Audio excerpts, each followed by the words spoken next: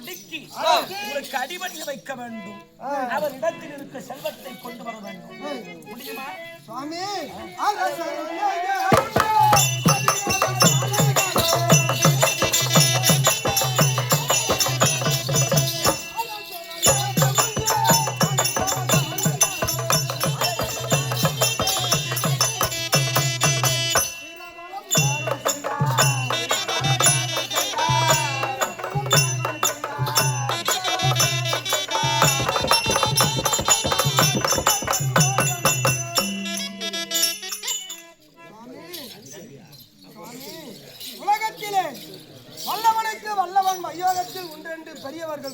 உண்மைதான்.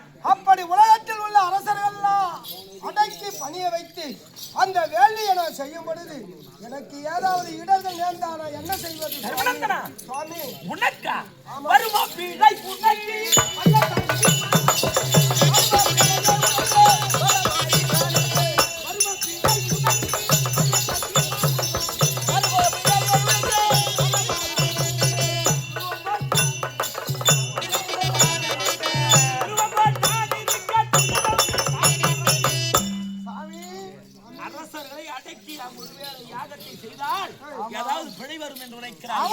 உனக்கு பிழை வர நேரம் விடுவார்களா உன் தம்பிமார்கள்?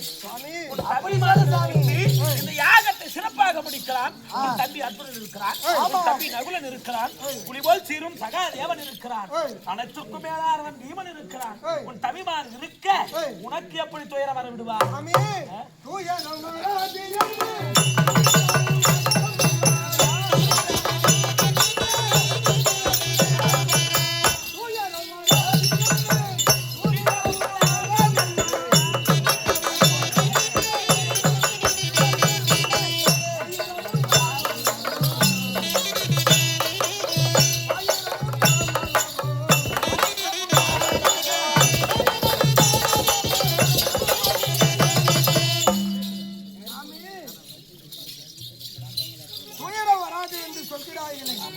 உலகத்தில் உள்ள அரசரெல்லாம் அடக்கி பணியை செய்யும் பொழுது இடர்கள் நேர்ந்தால் என்ன செய்வது சுவாமி?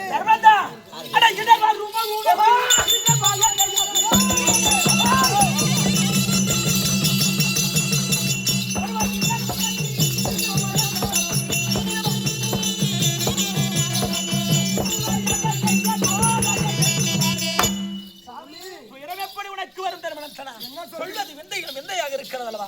உன் அருகே எப்பொழுதும் இடைவிடாமல் காத்திருக்கக்கூடிய கோபால கண்ணன் இருக்க, கோபால கண்ணன் இருக்க உனக்கு ஒருவரும் துயரம் வராது, இடரும் யாகத்தில் வராது. ஆகையினால் நீ யாகத்தை பகிரியாமாக செய்யலாம். அந்த நாராயண் அருள் இருந்தால் எல்லாம் வெற்றியாய் முடியும். இந்த விஷயத்தை நான் சென்று துவாரகாபுரியிலே கண்ணனிடத்தில் சொல்கிறேன். அவர் வருவார், உங்களுக்கு ஆசீர்வாதம் தருவார். அவரோடு யாகம் சிறப்பாக முடியும். அப்படி இந்த யாகத்திலே தாங்களும் வந்து கலந்து கொள்ள வேண்டும். நான் இல்லாமலா? முதலாக வந்து விடுவேன். அப்படியாக சாமி சென்று வரட்டுமா?